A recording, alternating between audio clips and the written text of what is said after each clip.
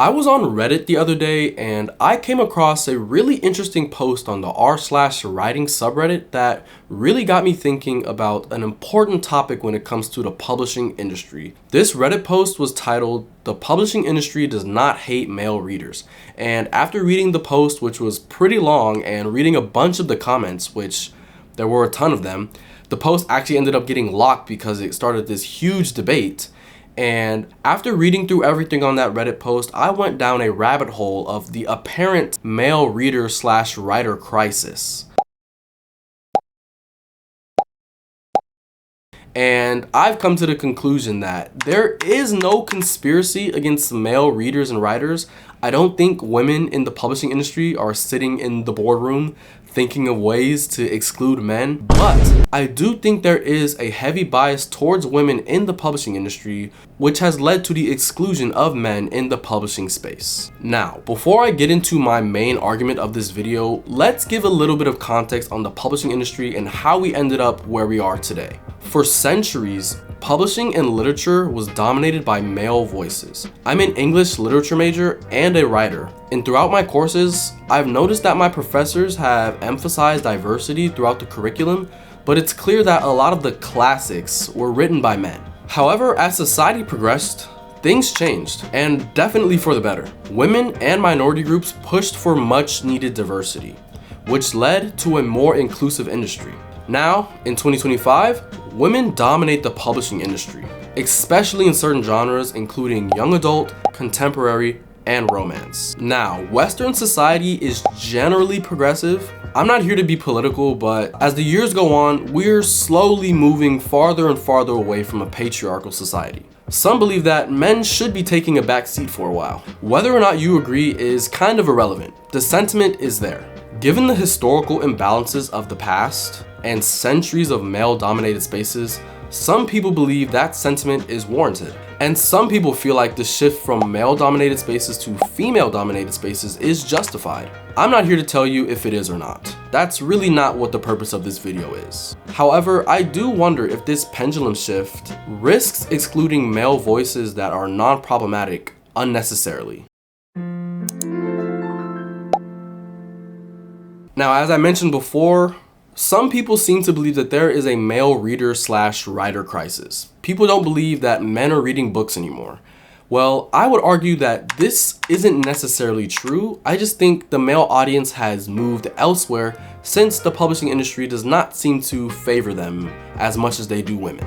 Now, I call this the audience problem. People are wondering where the male readers are? Well, we have to take a look at the publishing industry as it stands today. There are clear marketing differences that really explain the clear shift in why the publishing industry caters to women rather than men. If you're involved with BookTube or BookTok or Bookstagram in any kind of way, then you're probably familiar with some of the marketing campaigns that some of the more popular books have displayed across the internet. You've got your Fourth Wings, your Cruel Princes, your Court of Thorns and Roses. What do all of these books have in common? They're heavy in romance and they feature female protagonists with female-led casts. And they're often written by female authors. Very rarely do you see a book that's written by a male author with a male protagonist that has masculine themes receive a large amount of positive interaction on the internet. These days, a lot of books, especially in the young adult, contemporary, fantasy, and romance genres, are marketed towards young girls or young women, creating a self-fulfilling cycle where fewer boys engage with literature as a whole. Creating a self-fulfilling cycle where boys and men engage less and less with the publishing industry as a whole. Now, I don't necessarily think any of this was done on purpose. I don't think anyone got together and was saying, let's alienate male readers altogether and only focus on women. I don't think that's what's happening. However, I do think that publishers have created a feedback loop for themselves that has inadvertently excluded a lot of the male audience. This feedback loop has also convinced a lot of people that boys don't read as much as girls, and I simply don't think that's true. Naturally, publishers are risk averse. They do not like taking risks, and they do not like putting money behind something that has a chance to fail, which is why we constantly see the same type of books get published over and over again. It's because the formula works, and publishers love formulas, and they hate losing money. I mean, who doesn't? So, instead of taking risks in untapped markets, they prioritize the markets that have proven to be successful. And it just so happens to be that many of those markets cater towards women. Now, I saw this YouTube comment on a video that discusses this topic more in depth. I'll be linking that up here on the screen. But it brought up a really good point. It's not that boys don't read, it's that publishers assume that they don't, so they choose not to market towards this audience. The comment reads, "You do realize feedback loops exist, right? Not as much demand exists, less books are written, less good books are written, and demand falls. There can't be an audience for a product that doesn't exist." Like I said before, I don't think it's true that men aren't reading at all. I do believe that men still read. However, I don't think men are reading How to Love the Billionaire Bad Boy Werewolf type story. It's definitely a no for me, dog. Men still make up a large amount of fantasy, thriller, and science fiction audiences. Men still make up a large amount of science fiction, fantasy, and thriller readers. However, they're not specifically being marketed to online or on social media, which is where a large percentage of young readers are. And that's the crux of my argument. Like the comment I read earlier says, fewer books by men for men are being written, which means fewer good books are being written. A lack of quality sees a lack of demand. A lack of demand shows publishers that this market is not worth marketing to, and thus publishers forget about this market entirely. And that's how we end up where we are now. Now, what are men and boys doing instead of reading traditionally published novels? Well, they're still reading, just not in the way that you would think. They're reading lit RPGs, light novels, manga, watching anime, playing narrative video games, and reading comic books. These mediums are filling the void that the traditional publishing industry has left and are actively marketing towards these groups. They're capturing an entire audience that the traditional publishing industry just doesn't seem very interested in capturing. It's not that boys/men don't want to read, there's just a lack of diversity and quality, which means that a lot of men and boys have to search for quality storytelling in other ways. The pendulum has swung, but has it swung too far? So, does this mean male authors are actually being pushed out, or is it a bit more complicated? I actually think it's on the side of a bit more complicated. I actually want to dive a bit deeper and look at a little bit of stats in the publishing industry before I get to my other points. In terms of gender representation in the publishing industry, I found an NPR article titled "Women Now Dominate the Book Business" with the following quotes. "Gainer is a part of a sea of change in book publishing that has seen women surge ahead of men in almost every part of the industry in recent years. Once upon a time, women authored less than 10% of the new books published in the US each year. They now publish more than 50% of them. Not only that, the average female author sells more books than the average male author. In all this, the book market is an outlier when compared to many other creative realms, which continue to be overwhelmingly dominated by men." According to an article by The Guardian written in 2016, women now make up 80% of the publishing industry across all roles. I'm talking executives, editors, agents, and even the intern reading through the slush pile of manuscripts are all mostly women. And naturally, this means that the publishing industry has a bias towards women-led stories. Now, this shift was necessary. The publishing industry was almost all men, but now it's almost all women.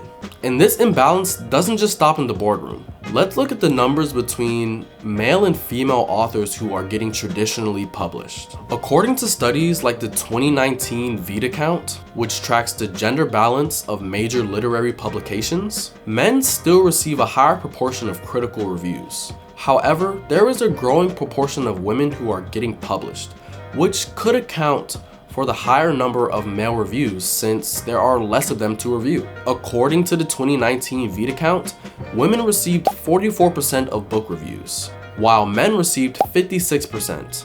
However, this varies by genre.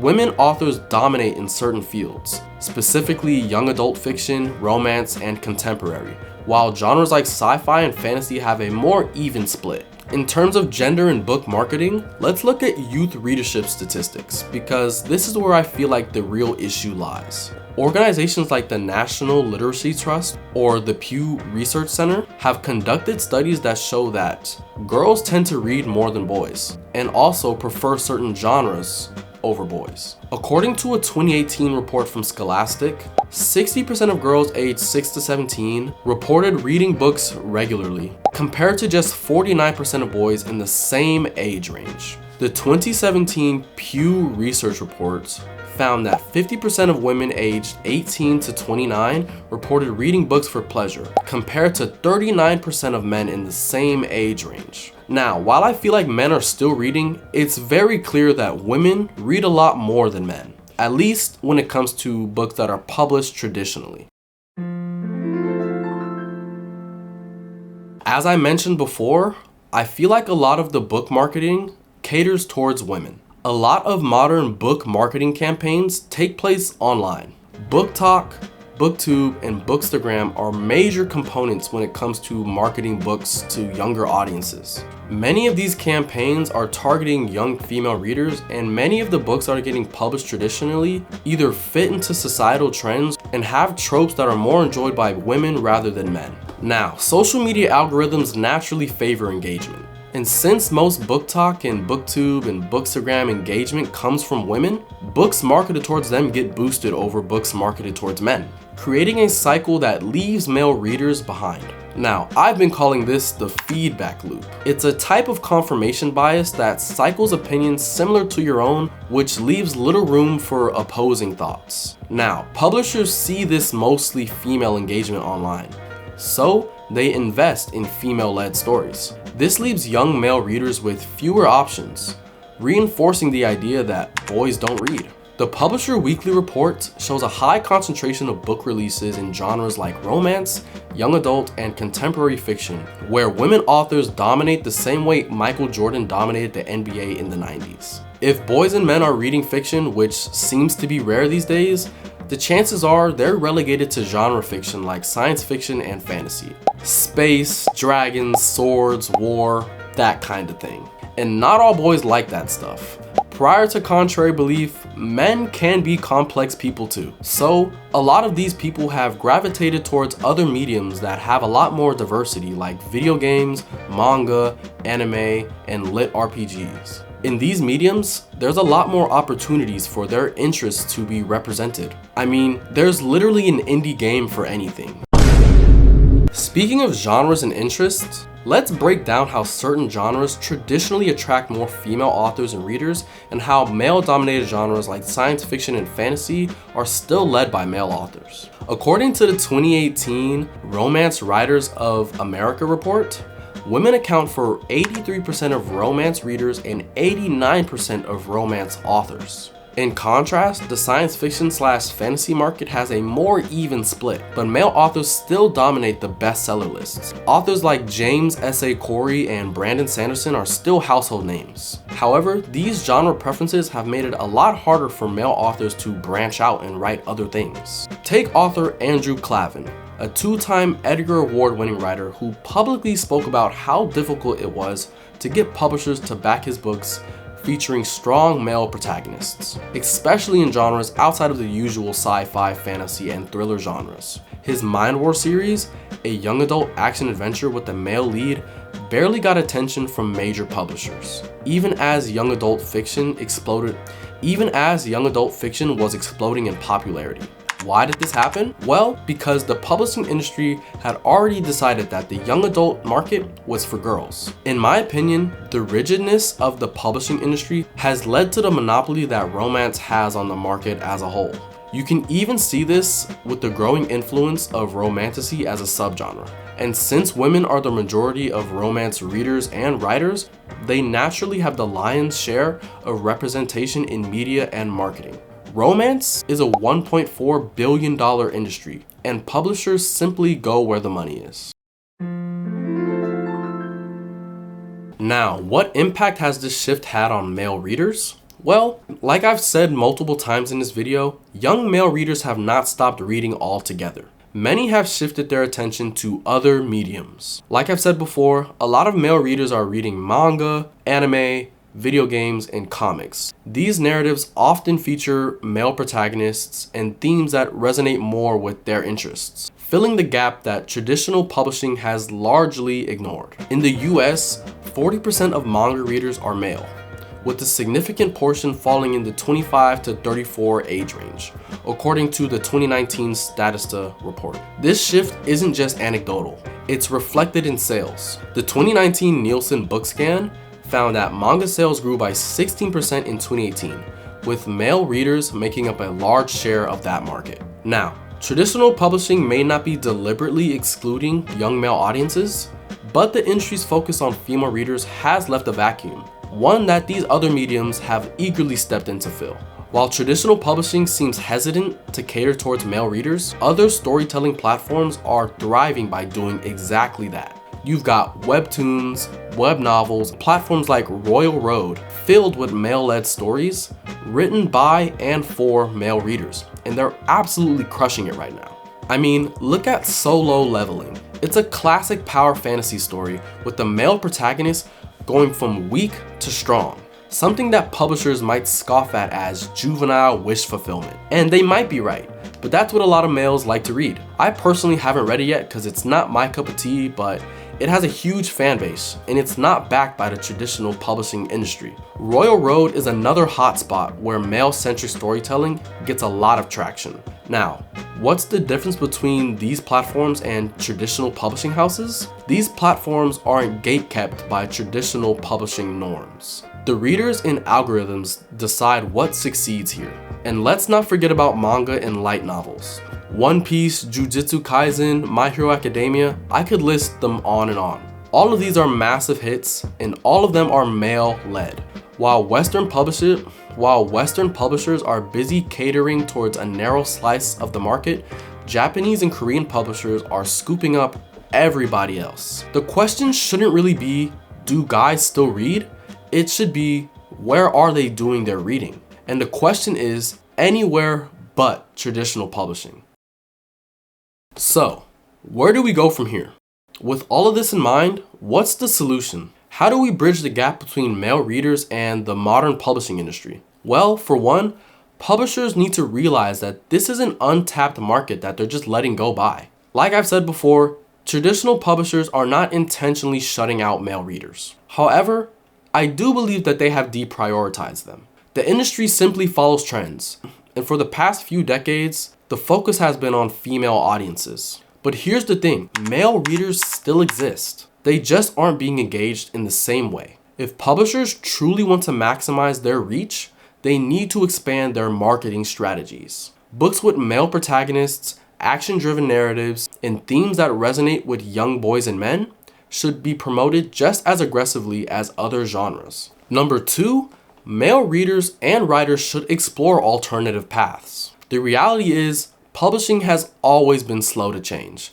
It's a slow-moving market, and waiting around for the industry to course correct is not a winning strategy. This is why self-publishing, web novels, and indie platforms have been so crucial. If you're a writer telling stories that doesn't really fit the mainstream mold, go indie. Readers are out there, and platforms like Kindle Unlimited, Royal Road, and even Substack are proving that niche genres, particularly ones with large male readerships, can still thrive outside of the traditional publishing system.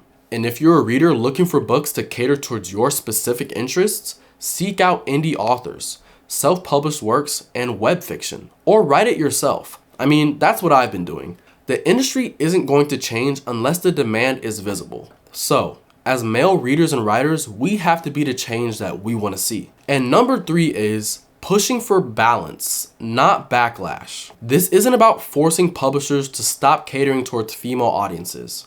It's about recognizing that a more balanced market really benefits everyone in the long run. More diverse storytelling means more options, more voices, more opportunities, and more readers. Now, look, I'm not trying to start a gender war with this video. I absolutely hate that kind of discourse online, and it's really not what I'm trying to do here. And I also want to say that publishing doesn't hate men, but it has overlooked them for some time now. The goal isn't to swing the pendulum in the other direction. It's to open up space for everyone at the table. Because believe me, The table is big enough for all of us. At the end of the day, literature is for everyone, and everyone should be reading.